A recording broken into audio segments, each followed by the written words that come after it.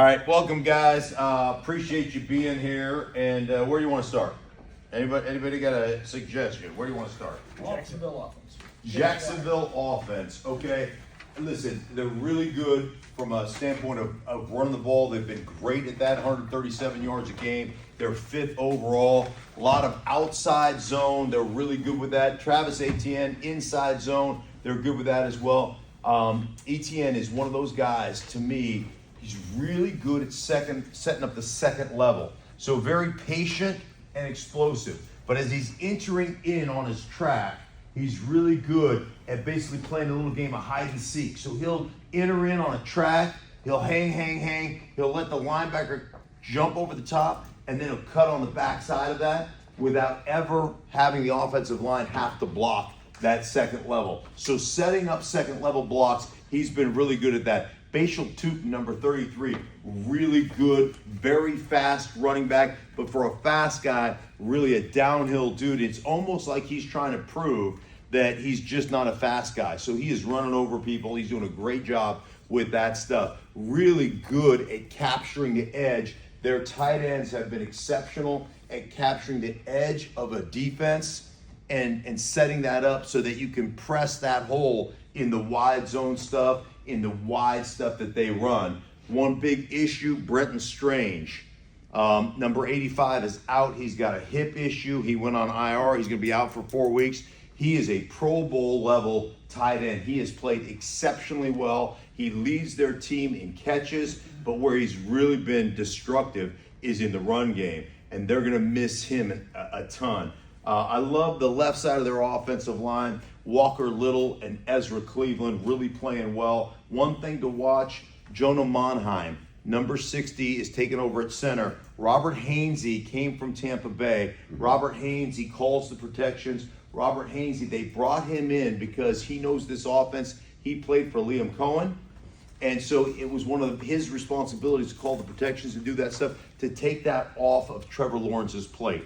And so it'll be interesting to watch this kid is a rookie from USC. He's played all or 4 of the 5 positions when he was in college, but he'll get the start at center. Played 17 snaps last week in their win against Kansas City. Number 5, De'Ami Brown's more of a gadget guy, jet sweep guy, orbit sweep guy, all that kind of stuff. He's got great speed, probably a little bit, one of those guys that's lift the top of coverage, throw it underneath. For that dude, he is that guy. Brian Thomas is their big-time wide receiver. He is a really, really good player. Has not really exploded this year like he did last year. Still working on chemistry issues with the quarterback.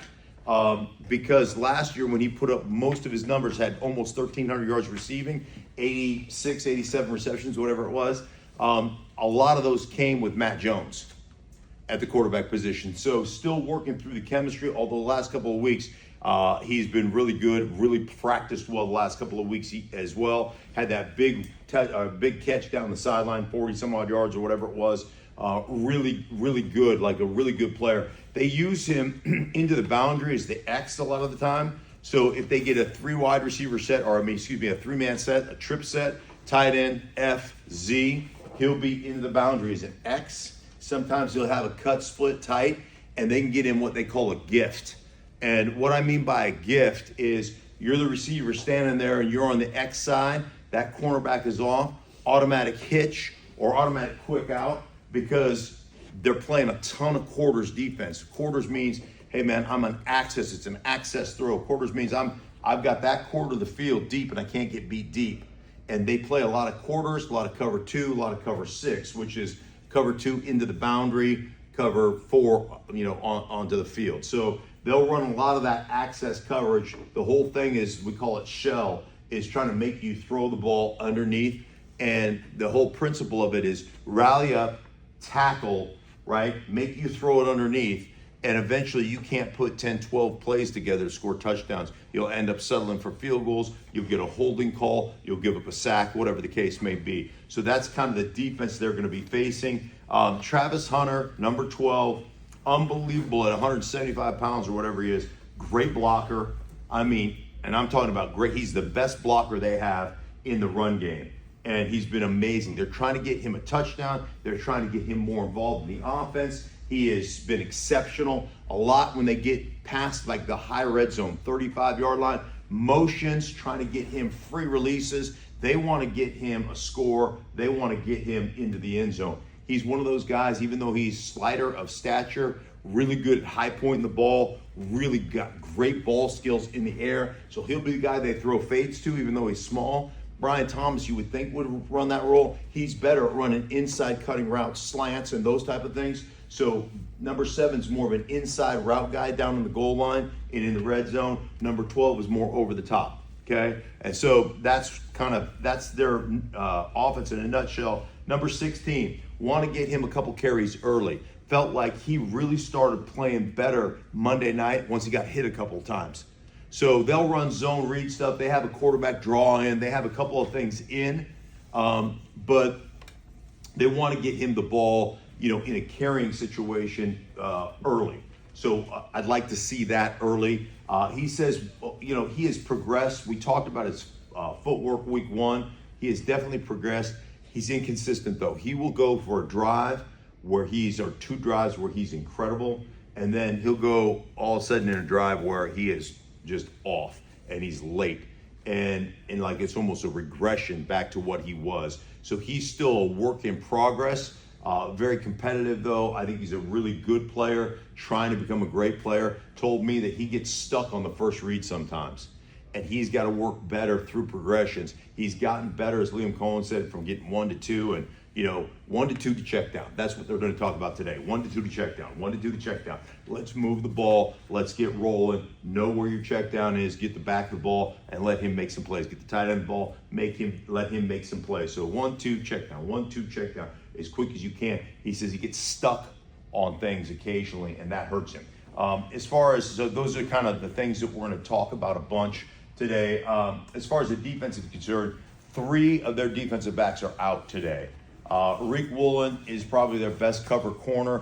Long, lanky, was great as a rookie. Hasn't been as good since then, but he is that guy. Super athletic, super fast. He's about, I think he's 6'2"-ish, or make that 6'4", according to this chart. Really long, lanky, can run, good hands, does all that stuff well. As soon as he went out in the third quarter last week, Pritchett, number 28, came in, and on the second play of the game, they attacked him down in the high red zone, beat him for a touchdown. So he's one of those guys that we'll watch. 28, 29 is on the other corner. Julian Love, 20, is a safety who is one of their best players. Communicator, totally knows what's going on. Will come down and run support, sees things, triggers, and goes right now. Can also play some, any kind of coverage you want him to play. Really smart, really good player. He is out today. So taking his place is number 39. Okada, and he's one of those guys going to have to play more zone. Really can't get him locked up in man because that'll be an issue for you.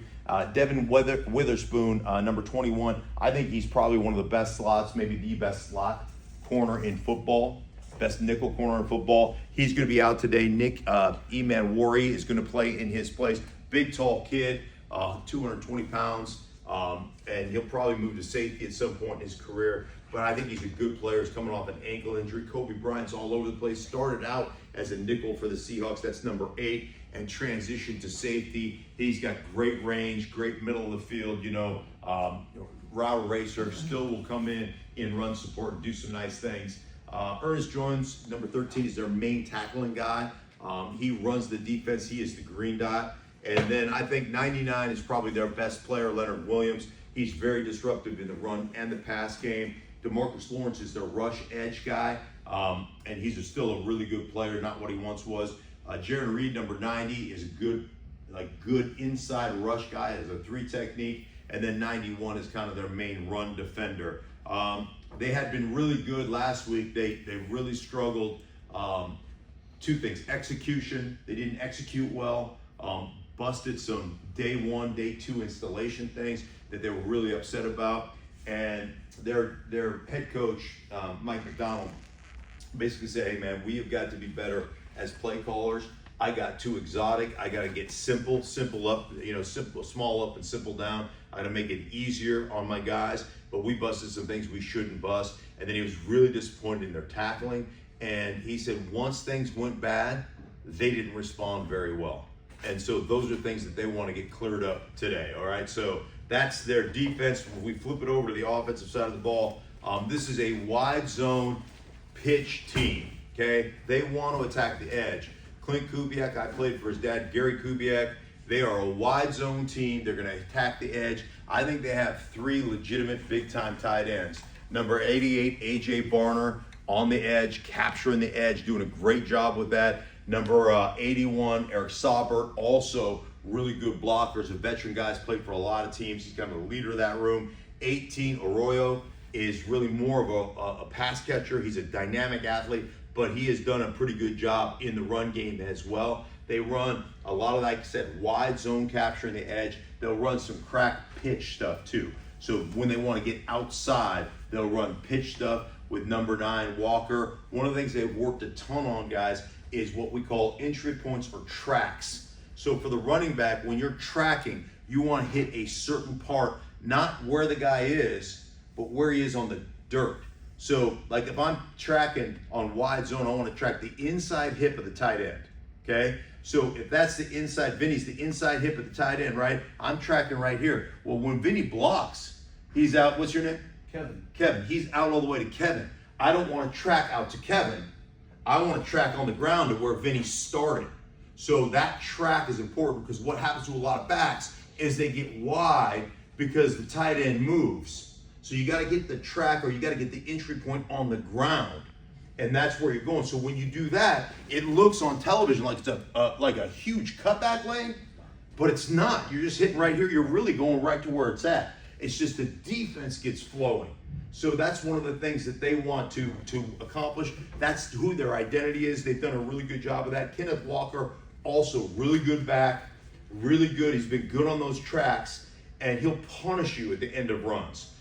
Dynamic, he's got one of the biggest, he's got 16.2% of his carries have been explosive runs, 10+ yard carries, which is a big percentage. I think it's 3rd in the league right now, and he's an explosive dude on the edge. Charbonnet, not quite as explosive, but probably better in the pass game, that's number 26, better in the pass game, a little bit better in pass protection as well.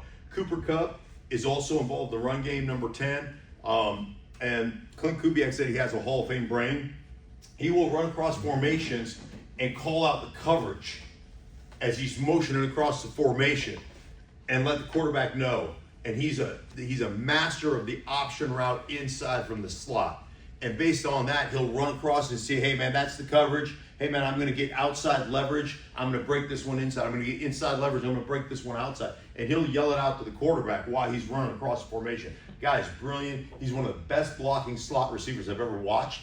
And they use him, so we call it 12 personnel, 2 tight ends, or 13 personnel. They'll use him, even though they're in like 11, which is 3 wide receivers, they'll use him like he's a tight end. So he'll motion across, and he's one of the only receivers I've ever seen do this. He'll motion across, and then it'll be in combination, a tray block with the tackle on a wide block. So he'll come with his tackle, and he'll pick up the outside, and then he'll move to whether it's a linebacker or a safety that's down on that side. So they will use him, and the beauty of that is you're not actually, as a defense, working on that stuff oftentimes because you don't ever see it.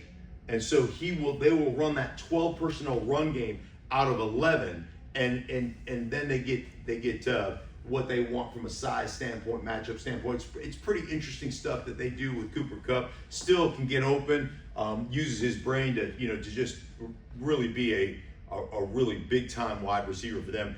Jackson Smith and Jigba, number 11, he does everything. He runs every single route. He runs the deep stuff. He runs the underneath stuff. He's tough as nails. He'll run outside as the single side receiver at X. He'll run every route combination. Last week he got a big one over the top, and it was really cool because of this quarters coverage. You're going to get a lot of this. They had him outside, and they had Cooper Kupp inside. And one of the things they did is they switch release the two. And when they switch release the two, so he's outside, he's getting inside leverage, trying to force him to the sideline as an extra defender. He gets out, now he gets up on the safety, and now he's inside of the safety, right? And then he creates the space to the sideline. So they switch release that just to change the leverage of the DBs. They did a good job with that stuff. He's a big time player. Horton's more of an inside cut guy. Number 15 does a good job with that stuff. And like I already mentioned, their tight ends are tremendous. Cross and Gray Zabel, 76. 76, I think, is a great young player. Cross is probably their best offensive lineman, 67. Sundell, 61, went to school with Gray Zabel, 76. Abraham Lucas is, I think, a really good player. He's had a bunch of injury issues. I think the last 2 years he's played like 13 games. I wrote it down somewhere and I can't read it, but he has not played. He's had a right knee issue, so I think he had like 6 games 1 year, 7 games the next year, something of that nature. It's like I said, I wrote it down somewhere. I just don't see it. And so he's got, but I think this group has played really well. And then Sam Darnold leads the league in air yards per target. He pushed the ball down the field. They run the ball so exceptionally well. 50% of the time they're running the ball. They set up their play action. A lot of boot keep stuff. Get him in a rhythm. Get him outside the pocket. Get him in rhythm with a linear progression, 1, 2, 3, right in front of his eyeballs.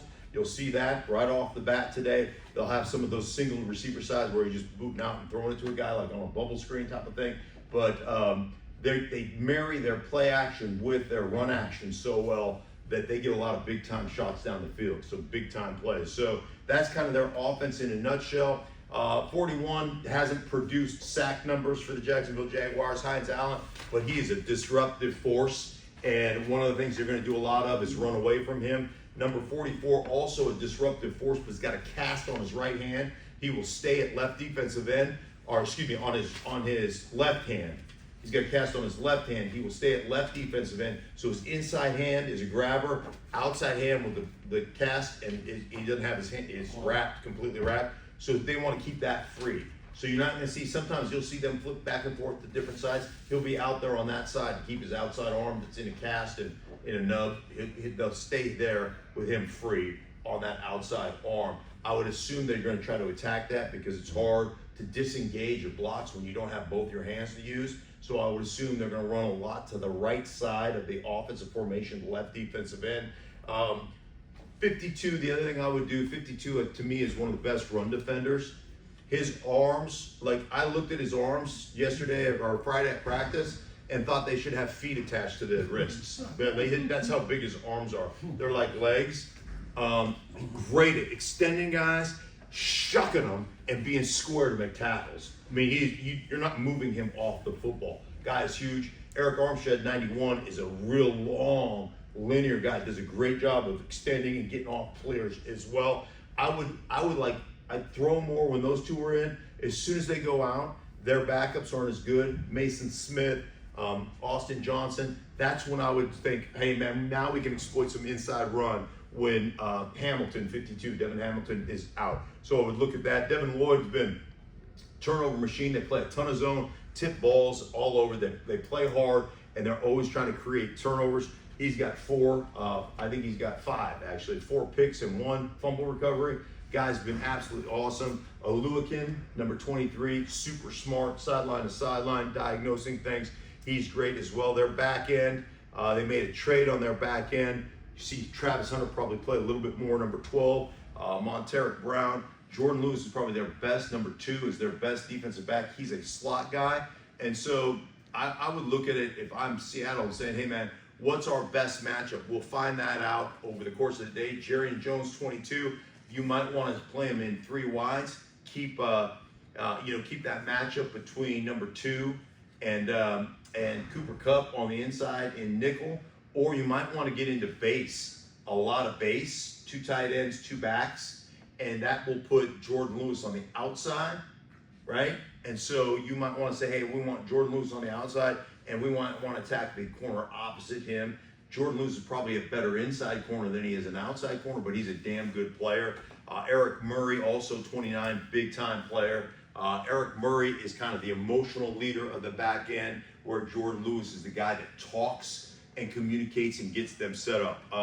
So that's the 2 teams in a nutshell, and those are some of the things that that I'm looking at as the day goes on. So that was the trade of Campbell for Newsom, right? Campbell Newsom is number 6. That's my question. What was his number? Okay, he's going to be number 6. Greg Newsom from Cleveland, and he will play some. I don't know how much he'll play. because he's still learning their system. But they're a big time turnover team, leading the league with 14 turnovers. Their defense coordinator says it's always about the power comes from the eyes. So your eyes focused on the football, trying to punch out the football. Getting linear from fist to wrist to elbow directly down, and your eyes lead that. So it's a big thing they work on. They work on that all the time. Their drills. So that's kind of them in a nutshell. We've got shot of the day. We're all donating $20. I think I got $20 in here. $20. Everybody pitches in $20, and the guy who gets the best camera shot of the day wins the cash. Is this going to them too? Yes. You also get this Fox hat. It's made of crepe paper. It's beautiful, and you get this Fox T-shirt. Okay. It's that Fox T-shirt that's made for a child. So if you have grandkids like me, this Fox T-shirt will fit them. Anything else, guys? All right, have a freaking day. Try not to screw it up, all right? Will do. Thanks, guys. Thank you. Yeah, that's where you applaud me. Amazing. Yeah, that's where you applaud me. Okay, great. That's enough. You guys have a lot better chance of not screwing it up than I do. Trust me.